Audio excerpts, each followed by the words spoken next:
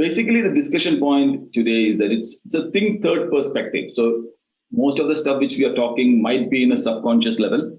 We're just trying to bring it to a conscious level, and maybe you might be practicing it or not.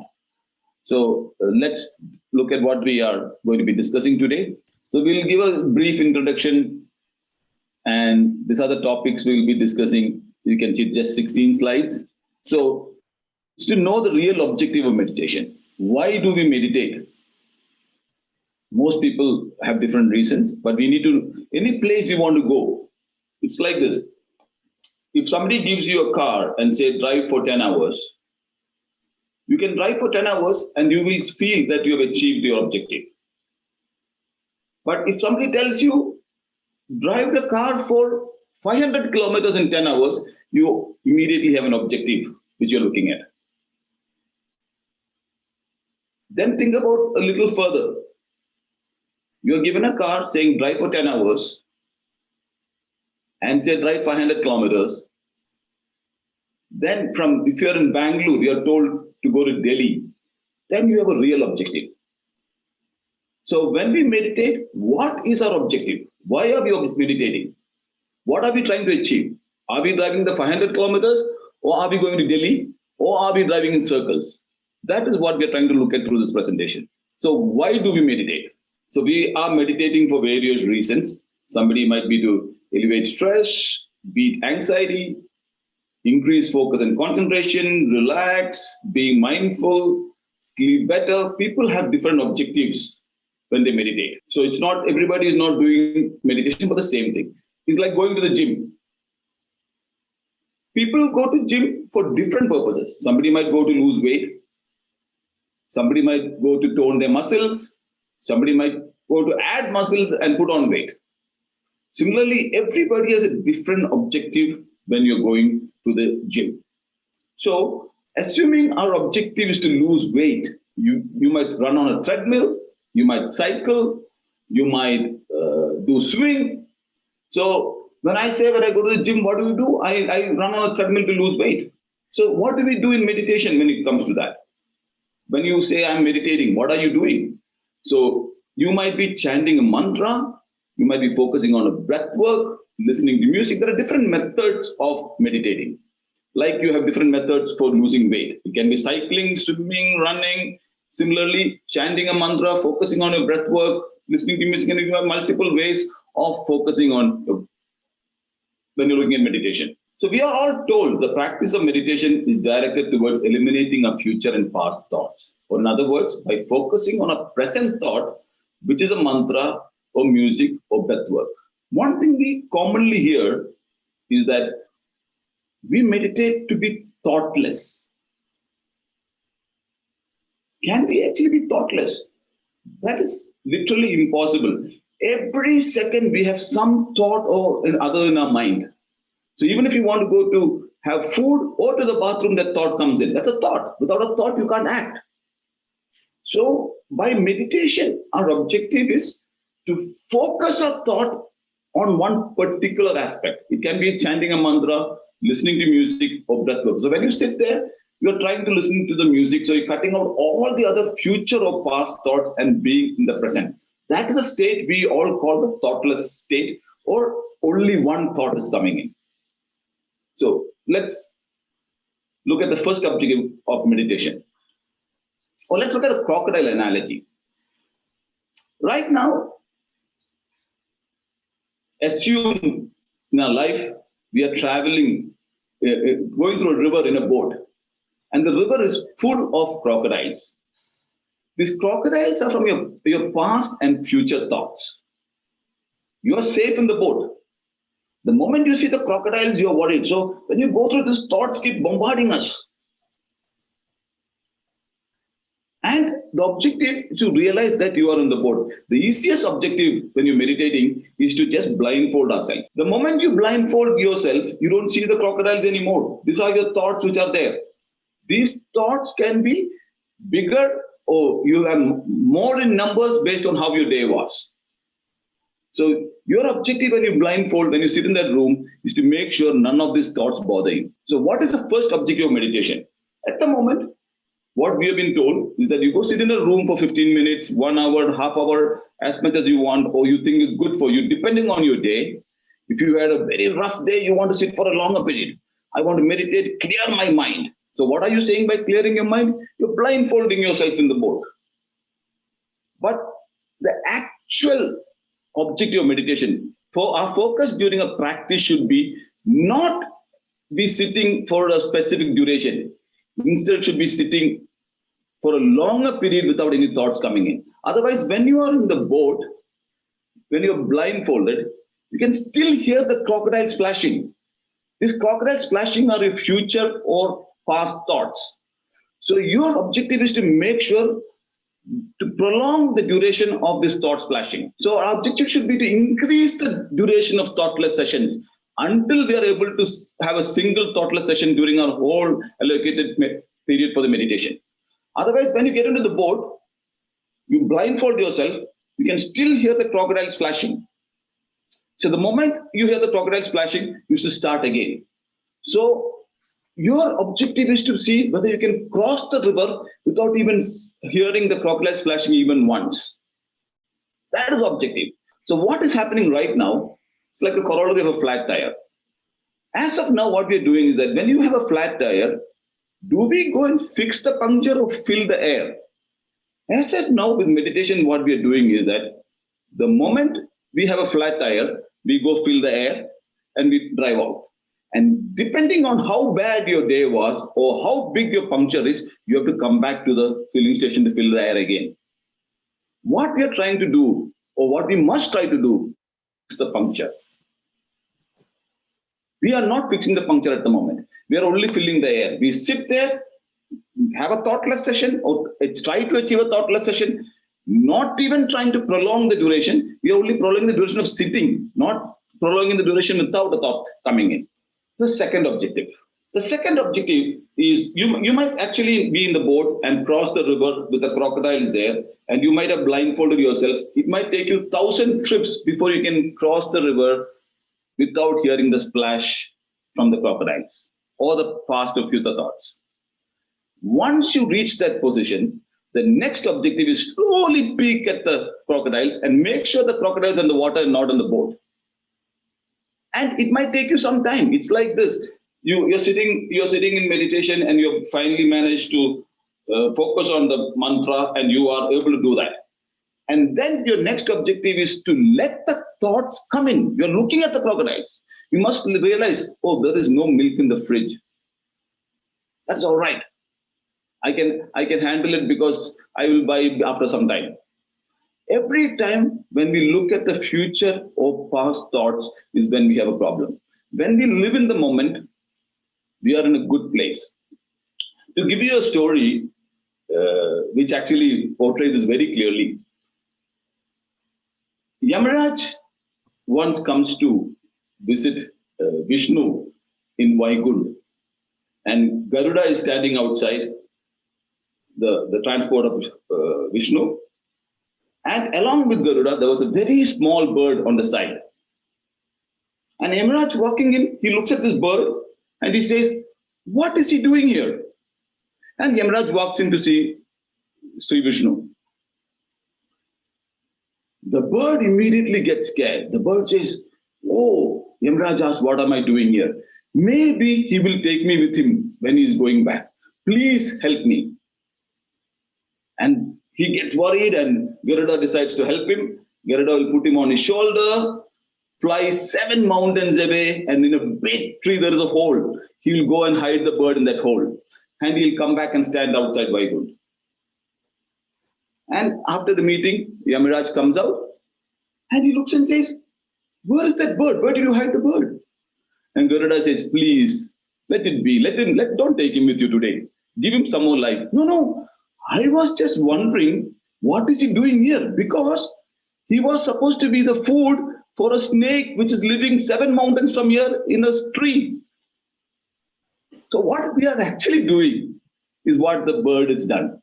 We always worry about the future and past thoughts and put us in more trouble. If the bird had been there, bird would have survived. So the ultimate objective is for these thoughts to come in. You must let the thoughts come in, but not let the thoughts affect you. And you must convert it into better thoughts. So everything, if we are in the moment, we are all good. You are not hit by a truck. I am not hit by a truck. We are good at the moment. Only the future and past thoughts. So I have to learn to live with the thoughts. The moment we learn to live with the thoughts, we are all good. So, like as the first objective, the second objective is also like the first stage. The time dedicated for the meditation in a day will be made up of multiple sessions.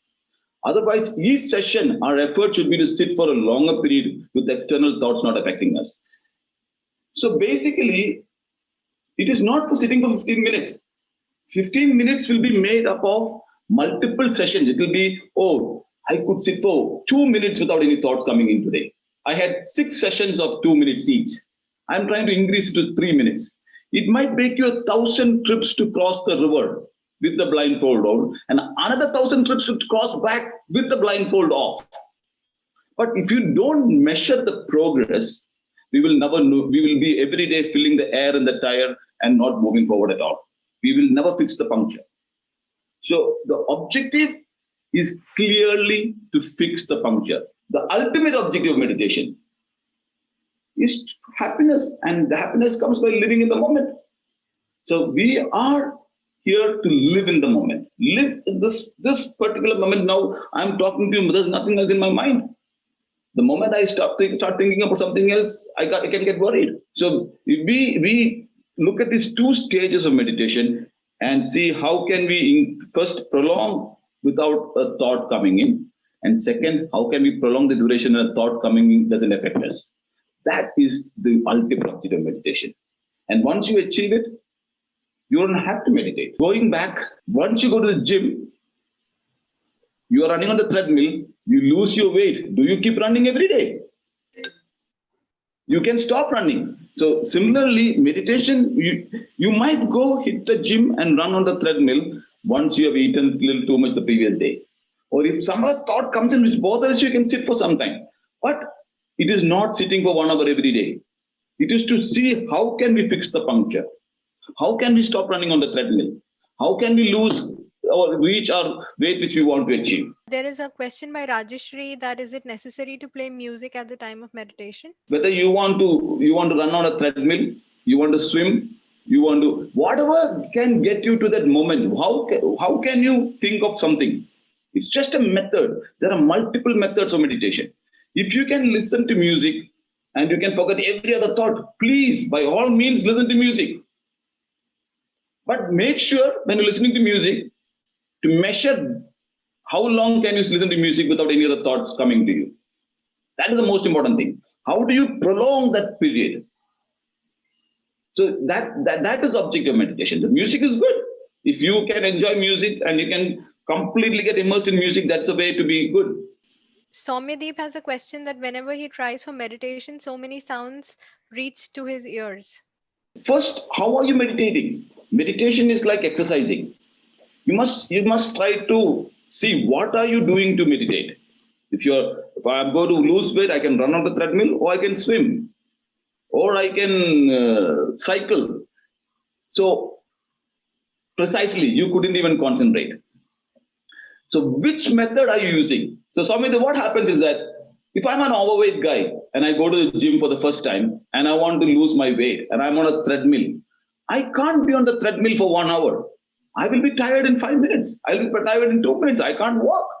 So it is a gradual process. So if you tried multiple times, you tried sitting in a place for multiple times. What I would like you to do is that every time you sit and see how much longer can you take it, even if you can't concentrate, if it's for 10 seconds, make it 30, 20 seconds, you can measure your progress. As of now, what we're doing is just sitting in a place and it's very boring. Sometimes people say, I find meditating boring. I sit there and I don't know, because you don't have an objective. You're driving in circles. Somebody has given you a car and you're just going in circles. When you go in circles, you don't know.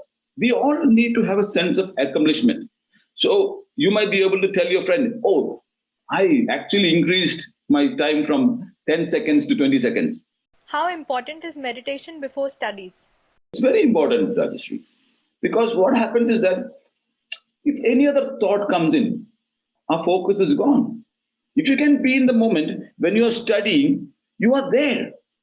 So if you meditate, you calm your mind down and you can get the thoughts out, you will be able to focus a lot better. Because it's like this, okay, even though you're not achieving the objective of not hearing the crocodile splash, or the look at the crocodile, don't get worried. Let's take the corollary of the tire puncture. If you fill the air, you still feel good. You can still drive, right? So it's better to fill the air and be sitting there so you can focus a little more.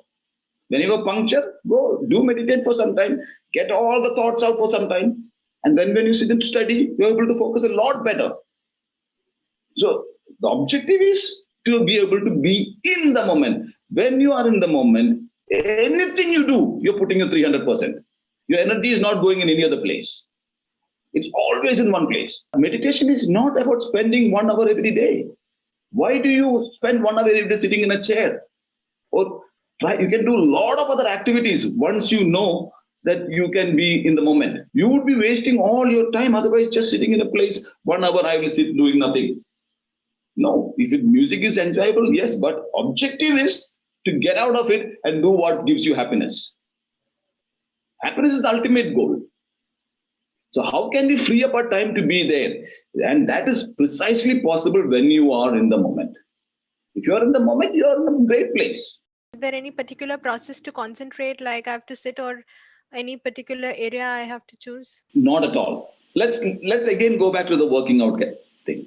If you want to lose weight, is there a particular way to do it? It's each person what makes you comfortable. Somebody, I go to the gym. I hate cycling, but I'm always on the treadmill or I'm on a stepper. But cycling is not something I can do because I don't feel like it. So if you like to sit, please sit. If you want to, any position which makes you be comfortable, that's the most important objective. Anything. There is no hard and fast rule. We are all different people. What makes somebody happy will not make somebody happy, other person happy. We are all unique. And we all have to find our path. Nobody can tell us what to do in life. They can only show us the way. We have to choose.